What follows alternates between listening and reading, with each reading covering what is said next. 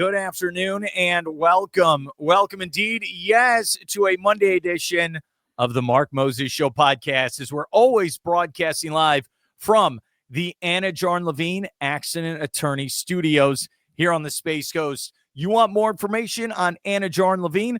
Go to my website at markmosesshow.com. As you could tell, I've been running around all day at Orlando Magic Media Day. It was fun, but we got to be joined by this fine gentleman to talk some NFL here on a Monday. He's Luke Easterling, Athlon Sports. Luke, how you doing today? The first defeat Monday of the year for the Bucs. So no victory Monday this week. But if you'd have told me at the beginning of the year that they're going to be 3-1 coming out of the first quarter, I'd take that all day long. Definitely some missed opportunities they could have made the most of on Sunday. But 3-1's not a bad place to be. I texted you that yesterday. Hey, I know it's a loss, but the second half fight in this team, and honestly, the second half fight through the first 4 games of the season, I took positives out of yesterday, even in the loss. What did you take out of the loss to Philadelphia? Yeah, that was huge. I mean, to spot them 14 points right away the way they did, and then to claw back into this game. I mean, it was 24-3 until the buzzer of the first half, right? And then Chase McLaughlin hits a 65-yard field goal, the longest outdoor field goal in NFL history, by the way. And it cuts it to 24-6. So to go from 24-3 right before the half to, having a chance, multiple chances down the stretch to go down and tie it. I mean, that's definitely a positive to take, and especially with all the injuries, man. I mean, this team has not been healthy at all this season. Like even before week 1, they were already banged up. They're missing very important players. Kalijah Cansey's out for the entire regular season. Evans is out now. They just got Wirfs and Godwin back. McMillan's out till at least the bye week in week 9 that we know of. Luke Gedecke's been out since the first drive of the Houston game in week 2.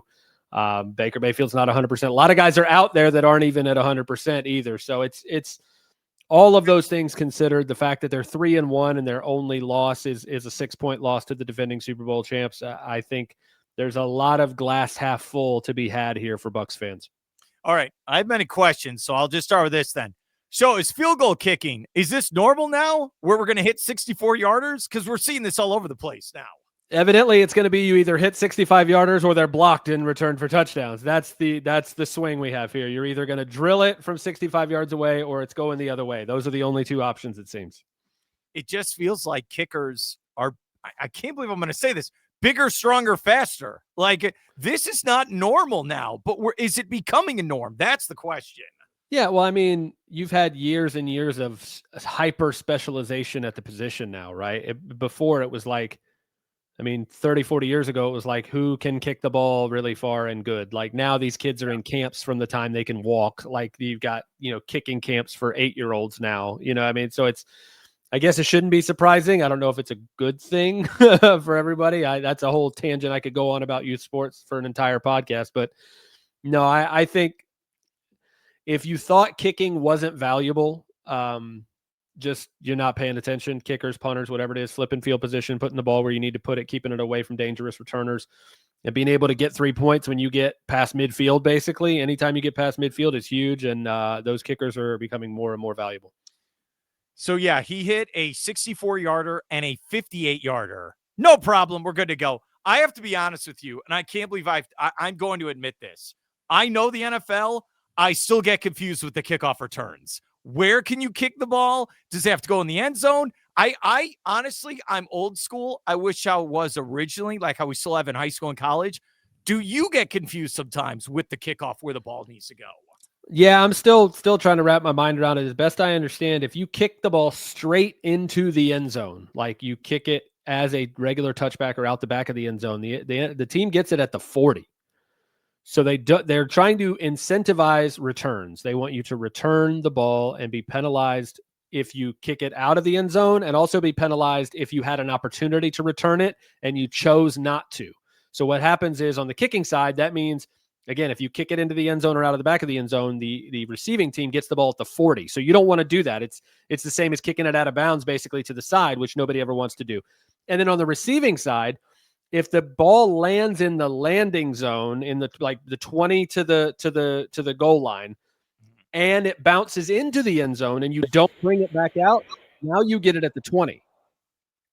So it's basically penalizing the receiving team for having an opportunity to return the kick, but they didn't. So now you lose 20 yards of field position by choosing not to return it. It's really convoluted, and I think it could be much simpler, but man, it's hard to keep track of. That was fantastic what you just did. I hope you know, like, if we put you on trial and you were up there in front of the judge, that was a hell of an answer. You got it under oath. That's what I'm here for, buddy. All right, let's get to it then. The Baker Mayfield interception, and he's played great. That was a killer. Is that a just textbook, dude, just throw the ball away in the red zone? Yeah, just throw it away, run, eat it, do something. And yes, the pass was tipped. Like, it was intercepted because it was tipped, but that doesn't mean it was a good decision. Like, it was still a bad decision to throw that ball. I don't even know if it gets to Godwin in the corner of the end zone if it's not tipped, but just it's 1st and 10 from the 11-yard line. Like, you can't make a mistake trying to be a hero in that moment. I know he knows that. He's going to be kicking himself going through that film. He knows better than anybody, but it's just so hard not to try to make a play when you're in that moment. He's, that you live and die by that sword when you're that kind of player. The last 3 weeks, the Bucs have won because he's that type of player. A lot of blame to go around for Sunday's loss, but it's hard not to look back at that moment and realize, man, it just would have been nice to have 2nd and 10 instead of that interception. Even if you would have just gotten a field goal out of that drive. And I'm going to say this to you because I have to have big hot takes here on the show. So thanks for coming on. In that 4th quarter, he was better than Jalen Hurts. Not even close. Jalen Hurts was 0 for 8 in the second half, Mark. I mean, he didn't complete a pass in the second half of that game. Look, Jalen Hurts, Super Bowl winning quarterback. He is a legitimate starter. He is a great player. In that 4th quarter, under pressure, Baker could handle it and wanted the ball, and it felt like Jalen Hurts did not want to be in the building. Like, get me out of here. It was eye-opening to watch that 4th quarter. I'll say this about the Eagles offense. The Eagles offense is not a player problem. They have Saquon Barkley, Jalen Hurts, A.J. Brown, and Devontae Smith, and they can't move the ball consistently. That's not a talent issue. That's a scheme issue. They have a lot to sort out with how they're deploying that entire operation, and they got a lot to figure out, but it's not a talent issue. The players aren't the problem there. And it goes back to the way they looked a couple years ago, right? When they were winning a lot of games, but they didn't look great. They got to the playoffs. They got annihilated by the Bucs 32-9 in that first round playoff game because the offense was so disjointed. Nick Sirianni had to make a bunch of changes that offseason. That's kind of what the offense looks like now, where they just don't understand how to use what they have, and it's really, really weird. But give the Bucs credit too. They made a ton of halftime adjustments and played way better on that side of the ball in the second half. They made life a lot harder for Jalen Hurts in that offense in the second half. But the Eagles have a lot of problems to work out, and I don't think they're talent related. See, I agree with everything you're saying, and it's weird because they're undefeated, scored 30 points at Tampa, defending Super Bowl champion, but they acted like they didn't want to be there in that. Well, that's the glass half full version for the Eagles is you guys have still yet to play a full 4 quarters. Like, you've played some really bad football and you're still somehow undefeated, which you could say, hey, we got lucky. You could also say, hey, we could be a dominant team. If we're undefeated and still playing at like 60% of our capacity and our capabilities here, once we get everything rolling, we could be a really dominant team. So that's the way Eagles fans have to look at it. If you're an opponent, you got to say, hey, we got to force this team to be the worst versions of themselves for 4 quarters, because we've seen them do it for a quarter or a half. If we can make them look like the team they were in the first half against the Rams 2 weeks ago, and the second half against the Bucs yesterday, then you can beat that team. But you can't have all the self-inflicted errors, and you can't have some of the really bad missed calls and bad calls that the officials weren't exactly on Tampa Bay's side yesterday either. Okay, I want your thoughts. We're here, Luke Easterling. This game kind of reminded me in 2020 when they lose to Kansas City, but they came back in the second half, lost the game, but I felt like with Ibuka, Bucky Irving, all these guys out, and I mean the other people being out, okay, they got fight in them. And I think this team's going to be all right moving forward. Do you kind of get that gut feeling after this loss?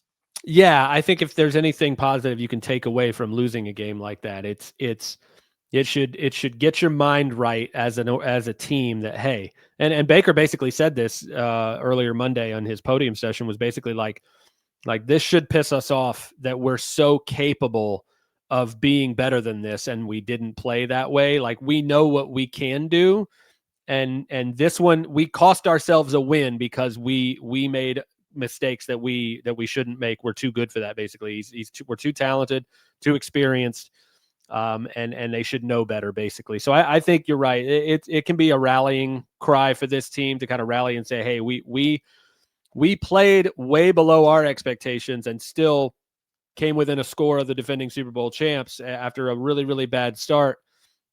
We can avoid, if we can avoid making 3 or 4 of those mistakes and improve just those little details, we're going to be a really tough team to beat, and they're going to need it because the middle stretch of this season is going to be really, really difficult for them. They got to go to Seattle this week. They got the 49ers, the Lions, they got the Bills coming up soon. They got some really, really tough games. But if they can weather the storm, if they can get healthy, man, again, this is a team, and we've talked about this before, the last 2 years, this team has started 4-6 and 4-7, and they've won the division both years. And so if you look at the back end of that, I mean, this stretch coming up is at the Seahawks, home against the 49ers, at the Lions, then you're at the Saints, you're home against the Pats, then you got the Bills on the road, but after that it's at the Rams, which is going to be tough. Then you go home against Arizona, you're home against the Saints, you're home against the Falcons, you're at Carolina, you're at Miami, and then you're home against Carolina again. So I mean, shouldn't be able to. That should be 6 straight wins to finish the season. If you can just split this next stretch, I think the Bucs will be in good shape. The win against Atlanta was big. Massive, man. We said it then, man. It was going to be so huge when we get to the end of the season and they've got that win in their back pocket. Atlanta looked good yesterday. Now, I know, look, you didn't have to take on Jane Daniels. I understand. Or Terry McLaurin. You didn't. But, hey, they won. I don't understand their loss to Carolina. What was it, like 30-0? 30-0. Yeah. I don't understand. That was rough. That's why you cannot gamble on these NFL games, because you have no idea what's going to happen under any circumstance. I like Atlanta. I know if you're a Buccaneers fan, you don't want to hear it. I think they could be dangerous with Penix. I really do. I know he's a Tampa guy. I like Atlanta. I think this can be a 2-team race. But my question for you then, back to Tampa Bay, when are they going to play 4 quarters of football? You're 3-1, but I have not seen it so far. Yeah, and again, it's tough when you don't have your whole team. Like we haven't seen 4 quarters of football because we actually haven't seen the Bucs out there. And again, everybody has injuries. I know it's a long season. That's the way it goes. But to have the injuries that the Bucs have had through these first 4 weeks is not normal. Like, to have to play the first 3 weeks without Chris Godwin, without Tristan Wirfs, to lose again Kalijah Cansey halfway through week 2, he's gone for the year. To lose Luke Gedickley, your starting right tackle, who you just signed to a contract extension. 2 possessions into week 2, and now he's going to be gone for the next 3 or 4 games. Jalen McMillan gets hurt in the preseason, so you've lost a key receiver until for half of the season. I mean, they're just so banged up that it's so hard. Yesterday, they had 3 offensive linemen playing their normal starting spots, and that was the most they've had in a game so far this season. Like, the first 3 weeks of the season, they had no normal starter in their spot. I think maybe Cody Mauch for the first couple weeks, but then he got hurt.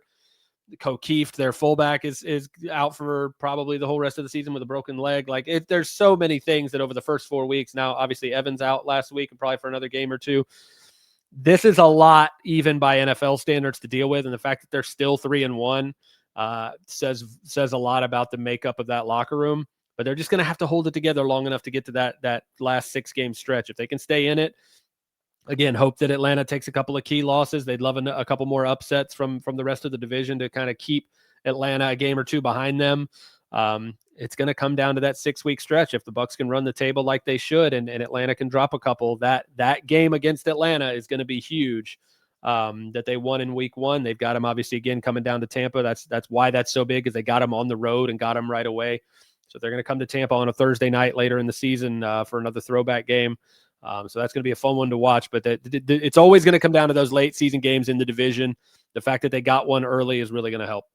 I just want you to know this, because you probably don't know this. So in the Orlando TV market yesterday, they somehow played the Jaguars at 4:05 with the kickoff, which makes no sense. Jaguars won, by the way, one of the great surprises of the NFL season to start at 3-1 first place with the Colts. So they started the kickoff at 4:05. Jaguars at Niners on Fox for some reason. The Orlando TV market, which I'm in, did not have the Buccaneers game. There was no game. And not only was there no game, they were playing like extra Access Hollywood type shows. How does this keep happening in today's society where there's no game? I don't understand. I don't get it. The whole system needs to be overhauled. They need to eliminate all the blackout rules, and this is for all of professional sports, by the way. There should be no such thing as a TV blackout. You should always have multiple games in every time window on Sundays. Like, give the fans what they want, man. The NFL can do whatever they want. It shouldn't be hard to make sure there's football on TV all Sunday in every market. You know what game we did get on CBS? Atlanta, Washington. Makes no sense whatsoever. None. And yes, Marcus Mariota is okay. Marcus Mariota is still playing. Tyrod Taylor is still playing. Josh Johnson is still playing. Josh Johnson, I think maybe we finally gave up on Russell Wilson, but I don't know. What does that tell you? Joe Flacco's still spinning it. Okay, you do a great job covering the NFL draft. But what does that say then about and I know there's no right or wrong answers here. What does that mean for the NFL with these guys? I mean, it means it's really hard to play quarterback successfully. That's really all it comes down to. It's the best team sport for a reason, in my opinion, because it takes 11 very unique individual roles playing together at one, as one. I just think it's one of the hardest jobs in professional sports for a reason. It's so hard to develop a young quarterback into a successful veteran starter. It's a lot easier said than done, man. There's a lot of variables, a lot of things that go into it.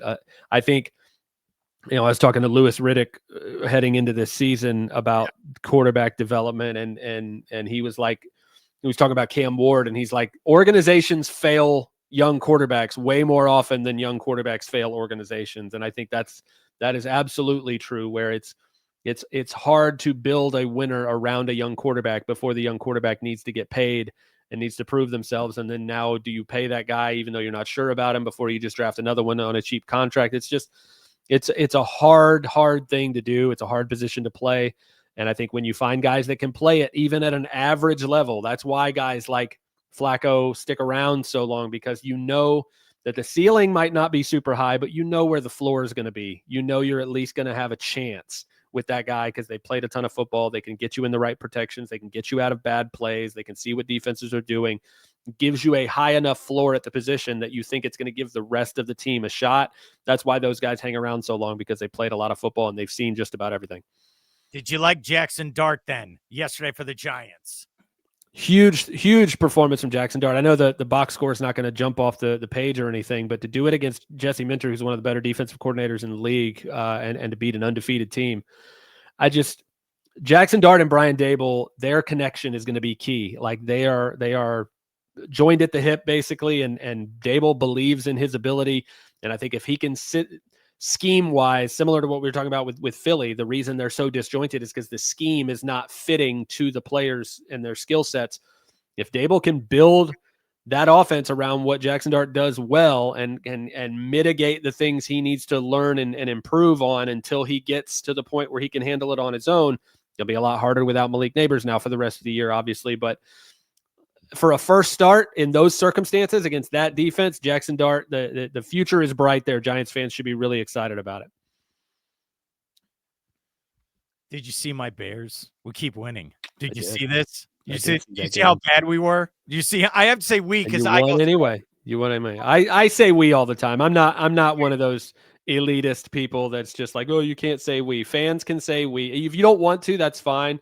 But nobody gets to make fun of you for saying we. Okay, you spend your money on the stuff. You buy tickets. You've lived and died with this. You've been involved with this franchise. Remember this. So many of fans out there have been involved with this franchise longer than the players who are on the team right now, longer than a lot of the people making decisions in the front office, and in some situations, longer than the people who own the teams now. So you're not going to sit here and tell me, that's my rant for the day, that someone doesn't get to say we when they talk about their favorite team. They are as much, if not more, invested in the success or failure of their teams than the people who are wearing the logos and walking around in that building. So say it all you want, fans. Don't listen to those people. My mother was pregnant with me going to the games. I know you're probably the same way. Like, dude, no, the Bucs' first home playoff game in 1979 against the Philadelphia Eagles. My dad was at the game. My mom was playing a trumpet solo at halftime at midfield with the King High School band. And so like all the way back there, like I literally bleed creamsicle blood, man. I was like, it's my, if I can't say come on, man, get out of here. So, okay, I know we're on a football podcast. Your parents didn't know each other in this. No, they didn't. Yeah, they were both there at the game, but did not know each other yet. Super great. That's awesome. That really is. I think the Raiders, after what I saw yesterday, put them back in California at least. Enough. I get it. It's so much money. They're no fan. Dude, it was all Bears fans at that stadium yesterday. Do people in Vegas care? The Raiders deserve to be back in Oakland. That's what I'm saying. There's a few things that I do when I play football video games, and when I'm going to start like a dynasty in the college football video game, or I'm going to start a franchise in the Madden. And I always, in the college game, I redo all the conferences to put them back where everybody belongs, right? And none of these stupid Big Ten with 20 teams and like Stanford and Cal in the Atlantic Coast Conference. None of that's allowed when I'm running things on the college football video game. And in the NFL game, when I play Madden, I move the Raiders back to Oakland and I move the Chargers back to San Diego. And now we can actually have a season. Okay, buddy. At least the Raiders, they have moved multiple times. So there's a part of me, it's not shocking they moved. The Charger thing was like the last minute. Oh, yeah, by the way, we'll go with the Rams. Yeah, so stupid. So stupid. They have no fans. None. No one cares. They don't. Bad. It's bad. It's Bad Bunny. So we'll end with that. What are your thoughts? Everyone has an opinion. I'm okay. I don't know if I'm fist pumping over this. What are your thoughts? Bad Bunny in San Francisco. Here's the thing. I don't know a single Bad Bunny song. I know that he's a huge deal. And here is my thing on it. This is my approach to music in general. If you'd ask me, hey, have you heard of this band? When I say no, that's a happy thing for me. Like I get so excited to learn about new artists and to learn about new music. And so when you're talking about the biggest like world stage to have someone, what better thing to have than somebody you've never necessarily heard of? Like now you get a chance to see them on this big stage. And not to mention, there are so many people out there who are so excited about this because they're from where he's from. He represents them. Like this is they get to share in that moment because he's going to be on that stage and they feel connected to that. I don't have to share in that experience for me to think that that's an awesome thing. Like that's super great. Like we've had Prince and we've had The Who and we've had like a ton of nostalgic bands. We've had modern pop stars. We've had every genre you can imagine up there, and a bunch of different people who appreciate a bunch of different types of music get to connect with that in a different way and be like, oh, that's an artist I really like, or that's an artist I've never heard. And now I get an opportunity to. Everybody who loves Bad Bunny, everybody who resonates with his style of music and all that, this is their moment. They get to be excited about that. I think that's great, even though that doesn't resonate with me in the same way. I'm excited to listen to more of his music, and good for everyone who gets to share in that and be like, yeah, this is my moment in this halftime show. Good for them, man. Enjoy it. Who did you want it to be then? Oh, gee, I don't know who's left that I would want it. Like, I think you've asked me this before, and I think I said I wanted Chapel Roan just because I wanted to see how big of a pink pony they could get up there, like at midfield. Like I want to see a football field-sized pink pony out on the field. I want to see how they would do it. I feel like that would be entertaining. Remember when Katy Perry did it, and she was like on the big lion? You had sharks and stuff, and then Lady Gaga like jumped off the top of the stadium and flew in. Like I don't know. Lady Rihanna's was great. The key is you have to be an entertainer. Usher was incredible. I thought he was awesome. All right. I've said this for a year. Kendrick Lamar is a great artist, rapper. He's not a great entertainer. So I don't think even though I like Kendrick Lamar, I don't think it translated last year to a wide audience. I think Bad Bunny's going to come out and do great. I think he's going to bring different artists with him. You know what's going to be interesting? It's San Francisco with West Coast time. It'll still be light outside while he's performing. That's the other thing. So you have to put that in consideration. Last one to do it in Santa Clara, I think Coldplay. And then Bruno Mars came out with Beyonce. Right. See, we've done them all, man. I disagree with you. I think Kendrick Lamar was entertaining as hell. I disagree with you. I was like, you better say mustard. That's all I care. You better yell it. San Francisco should have been Metallica because they're from there. That's what it should have been. I would have loved that. Metallica. I know you would have. All right, you said it. At the Seahawks, that's going to be a great game. 12-man. Niners, hey, that'll be a great game. Lions, circle the calendar. I think Detroit is a Super Bowl contender. Oh, yeah. I think they went 8 months hearing how they lost their coordinators. They are rocking and rolling. And my final comment to you is I know you're a very busy man. I think it's panic time in the AFC with the Baltimore Ravens. But, I mean, they had their window for about 2 or 3 years. They should have won that AFC championship game against the Chiefs. Yep. Yeah, and I think the Chiefs are going to be fine after yesterday. What's your thoughts? I think if you get a 2 or 3 year window in the NFL, that's massive. Like that's huge. Most teams get one. Like you just get a shot, and if you didn't get it, that's it. But no, Baltimore's got so many problems, man. I mean, the offense is just, again, it's so inconsistent and disjointed, and the defense is just bad. Like the defense is awful, and they've got more injuries. Madubuike's out for the year now. They've got so many guys banged up that Kyle Hamilton can't do everything on that defense. So that's going to be a struggle all year. I don't know if the offense can figure it out enough to put 40 on the board every week, because that might be what they have to do. One note, because I got to say it, Bucs Seahawks this week, 50th anniversary of both teams, right? That's their 50th season they're celebrating. They are both wearing the throwback uniforms this weekend. So it's going to be the old school. It's going to be the old school Seahawks in the royal blue. It's going to be the Bucs in the white throwbacks that they wore 2 weeks ago against the Jets. So in Seattle, celebrating the two expansion teams of 1976 are going to be looking so good, looking like they're straight out of that 1976 season. It's going to be so great. They should have AFC on their shirt as well. Right. The Seahawks, because I remember that. Look, they were in AFC. The Bucs were in the AFC West that year.